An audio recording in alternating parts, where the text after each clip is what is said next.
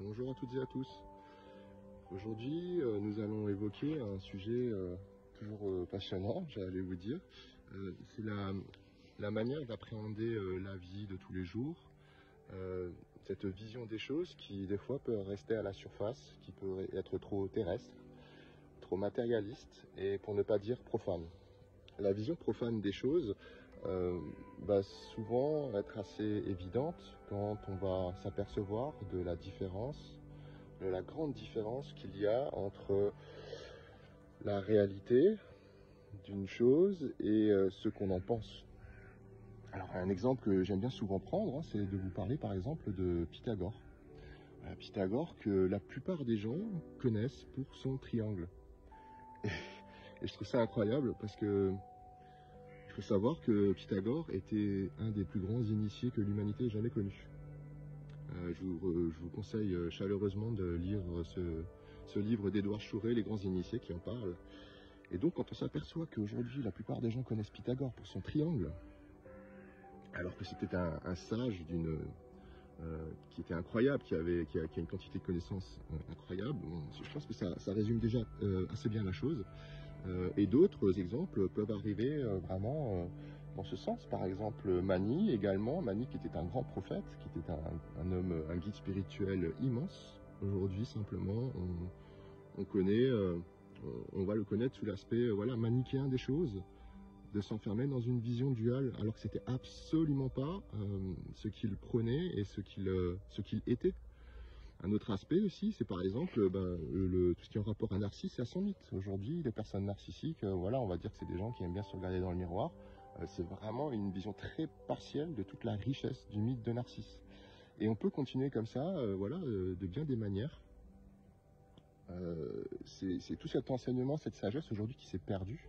Un autre exemple, c'est par exemple la réalité, la puissance des mythes, de la mythologie, alors que dans le sens profane, aujourd'hui, le mythomane est plutôt celui qui est un fabulateur et qui raconte des histoires. Alors que les mythes sont des histoires authentiques, pertinentes, même s'il ne faut pas forcément les prendre au pied de la lettre, mais elles parlent de l'histoire du monde. Je veux dire, c'est comme les contes et légendes. Souvent, on va prendre ça pour une fabulation, pour quelque chose d'imaginaire, de complètement bidon, farfelu. C'est pourtant pas du tout la réalité. C'est pas du tout ce qu'il faut en penser, puisque que ce soit les contes et légendes ou les mythes ont toujours été omniprésents depuis la nuit des temps. Et ils sont là pour nous parler de la vie, pour nous livrer du sens, pour nous permettre de mieux comprendre ce qu'est la vie, ce que sont les archétypes, ce qu'est le sens de la vie. Encore un dernier exemple, ce sont les paraboles bibliques, par exemple.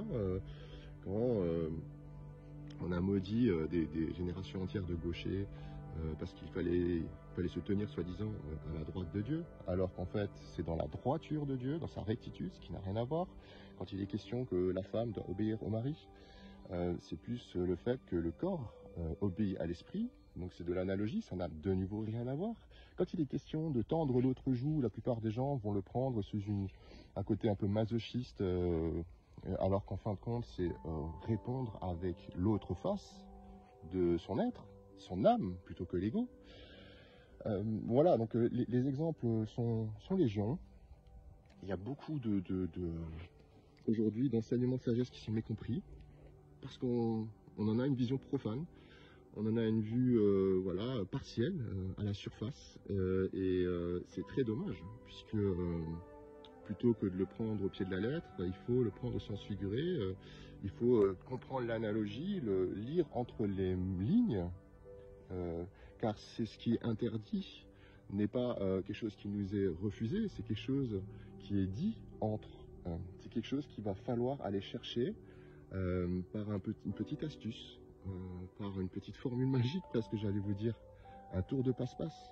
C'est bien ça le sens des choses, car sinon, comprenez bien que les secrets du temple auraient été très mal gardés.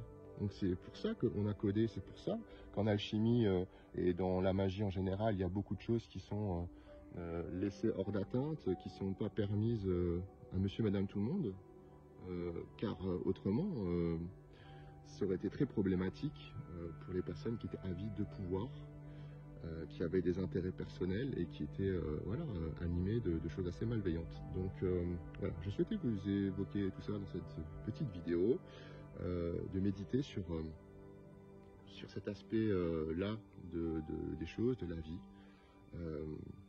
Essayons de cultiver, de réintroniser une vision plus sacrée que profane. À très bientôt.